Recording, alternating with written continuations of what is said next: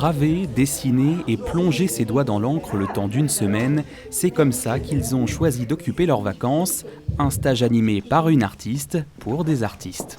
Ça fait partie des stages pratiques amateurs que le pavillon Bozio propose tous les ans. Et à chaque fois, on essaie de proposer des stages un petit peu différents, avec de nouvelles techniques. Et en particulier des techniques qu'on ne propose pas pendant l'année. Chacun amène ce qu'il a envie de faire, c'est très libre. Il n'y a pas que des gens qui sont inscrits pendant l'année, mais il y a pas mal de gens qui suivent déjà des cours, que ce soit en céramique ou en peinture. Et c'est l'occasion de découvrir quelque chose de différent. La gravure, ça n'a rien de bien compliqué, mais avant de se lancer, il faut suivre attentivement chaque étape que nous explique notre professeur d'un jour.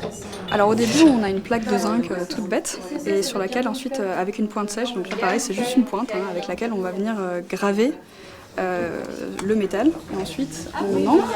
Avec le rouleau, on vient vraiment mettre de l'encre sur toute la plaque. Après on essuie et avec des effets en fait au moment de l'essuyage, on peut laisser plus ou moins d'encre pour avoir des rendus différents. Quand on est satisfait du résultat sur la plaque, ensuite on va sur la presse, on dépose un papier au-dessus de la plaque et on tourne la presse de façon à ce que la pression du rouleau imprime tout simplement. Et à écouter les créateurs, le résultat est plutôt satisfaisant. J'aime bien travailler sur l'ancrage, c'est-à-dire après vous travaillez sur le noir et le blanc. Suivant ce que vous voulez faire, vous produisez des effets.